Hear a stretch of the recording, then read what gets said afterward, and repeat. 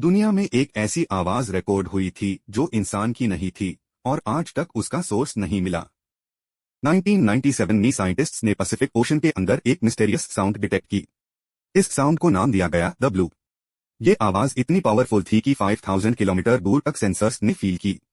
पहले साइंटिस्ट्स को लगा शायद कोई अननोन सी मॉन्स्टर एग्जिस्ट करता है, क्योंकि कोई भी नोन एनिमल इतनी लाउड साउंड प्रोड्यूस नहीं कर सकता। कई सालों तक रिसर्च चली, लेकिन एग्जैक्ट सोर्स कभी कंफर्म नहीं हुआ।